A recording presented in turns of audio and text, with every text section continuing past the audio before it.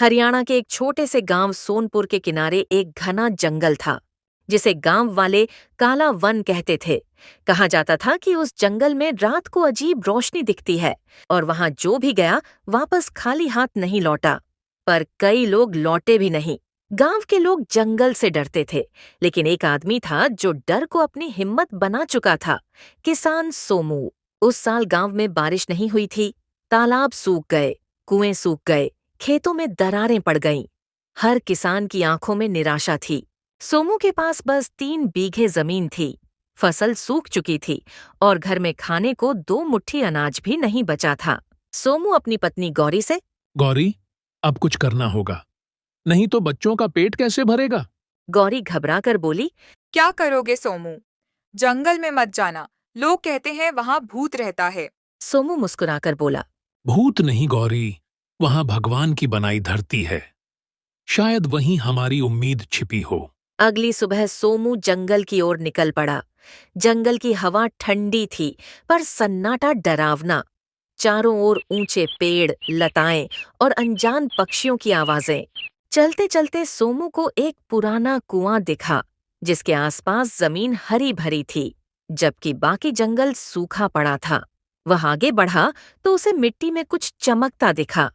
उसने हाथ डालकर देखा। वह एक पुराना चांदी का बर्तन था। बर्तन पर कुछ लिखा था, मेहनत करने वाले को मिलेगा फल, लोभी को सिर्फ छल। सोमू ने उसे उठाया और घर की ओर जाने लगा। घर आकर उसने बर्तन को साफ किया। अचानक से सोमू की पत्नी बाहर से आई और कहने लगी, यह बर्तन कहाँ से लाए हो? फिर अचानक बर्तन से हल्की सी हरी रोशनी निकली। सोमू और गौरी घबरा गए। गौरी डरी आवाज में बोली, हे भगवान, ये क्या है सोमू? सोमू बोला, डर मत, देख, इसमें कुछ तो रहस्य है। फिर बर्तन से एक मधुर आवाज आई, सोमू किसान, तू धरती का बेटा है। तेरी सच्चाई और मेहनत ने मुझे जगाया है। हर सुबह इस बर्तन में अपने खेत की मिट्टी डालना, तेरे खेत में जीवन लौट आएगा। सोमू ने वैसा ही किया। हर सुबह खेत की थोड़ी मिट्टी उस बर्तन में डालता और भगवान का नाम लेता। तीसरे ही दिन उसके खेत की मिट्टी नम दिखने लगी। जहां बाकी खेत सूखे पड़े थे, वहां हरियाली उग आई। बीज बोए और हफ्ते भर में छोटे छोटे पौधे निकल आए। गांव वाले हैरान थे। गांव का एक किसान सोमू को रुकाकर बोलता है, अरे सोमू, तेरे खेत में तो जादू हो गया।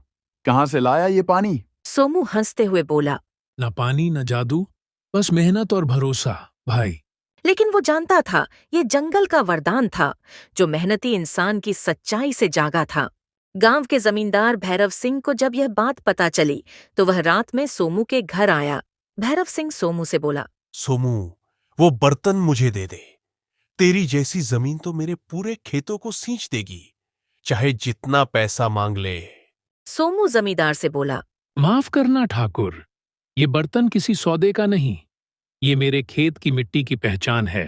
भैरव सिंह ने गुस्से में सोमू के घर चोरी छुपे वह बर्तन चुरा लिया। लेकिन अगले ही दिन उसके सारे खेत जल गए। फसल राख हो गई। उसे समझ आ गया कि ये जंगल का वरदान सिर्फ सच्चे दिल वाले किसान के लिए था। फसल पक चुकी थी। सोमू का खेत अब गांव का सबसे हरा भरा खेत था। उसने पहला अनाज का टोकरा जंगल के उसी पुराने कुएं पर चढ़ाया। सोमू धीरे से बोला, धन्यवाद, तूने सिखाया कि असली जादू किसी बर्तन में नहीं, किसान के पसीने में होता है। कहा जाता है उस दिन के बाद काला वन फिर कभी डरावना नहीं रहा। गांव के बच्चे वहां खेलने लगे और जंगल की मिट्टी से खुशहाली की नई फसलें उगने लगीं। अंत संदेश, धरती उसी को वरदान देती है जो उसे पसीने से सींचता है, न कि लालच से।